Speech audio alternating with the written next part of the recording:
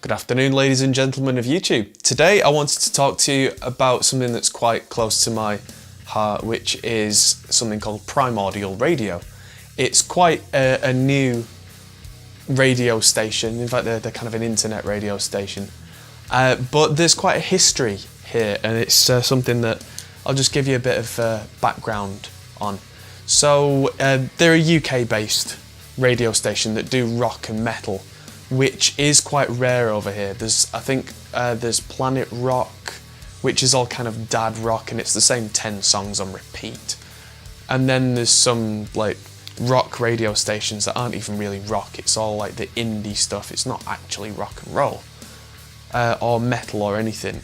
In this country particularly, metal is vastly underrepresented in like radio and popular culture. It's still a lot more underground than countries across Europe and even America and any other country that I've been to.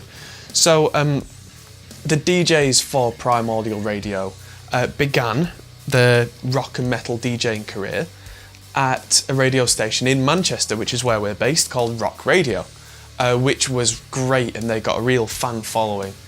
And then the station got renamed to Real Excess. And at some point, the owners of that decided to change direction, so the DJs went and made Team Rock, which is apparently still going now, but we'll get into that, was owned by the guys who do Metal Hammer magazine, and Classic Rock magazine and that kind of, and Prog magazine. So it was all a big kind of, big rock and metal family. Great.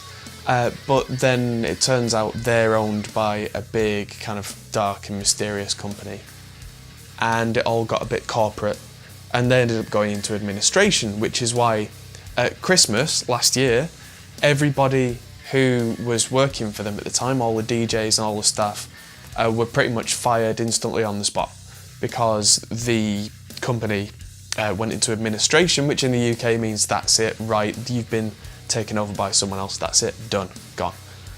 And of course there have been a lot of problems that led up to that point, like a lot of corporate bull, and just generally the DJs who were playing the great music were interfered with a lot, and there were meetings about meetings, and ugh. And I don't even know the guys that well. I mean, I know they're radio personalities, but they've always been quite open, and being kind of part of the industry, I've got a good idea of what goes on, where a small, lightweight team can get things done quickly. Like in here, it's me and Chris, who's behind the camera, and if one of us decides, I'm going to do this, it gets done now, and it's done. Whereas in a larger corporation, you go, I want to do this, and there's, does it appeal to the demographic? And you end up having meetings, and then it gets changed, and by the end of it, it's a limp fart of a version of whatever it was supposed to be in the meantime. Anyway, that's where Primordial Radio comes in, because Primordial is a new startup by the DJs Moose from said radio stations, Dewsbury, and Pete Bailey, and their friend the engineer Mark. And the four of them are doing this entirely off their own backs.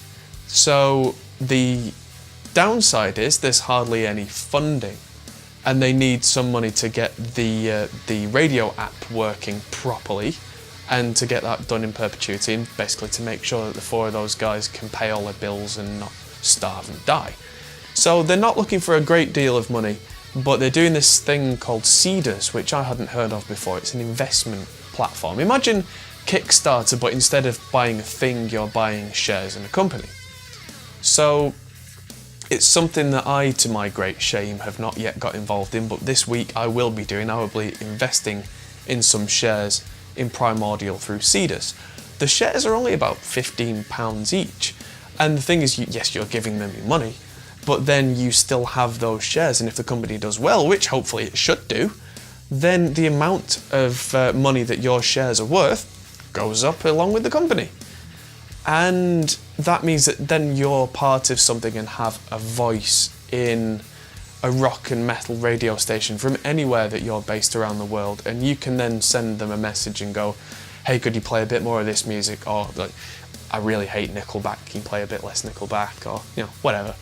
And they're really trying to be on the cutting edge. They're doing things like their radio app is not going to be one of the same basic play and off it goes kind of things.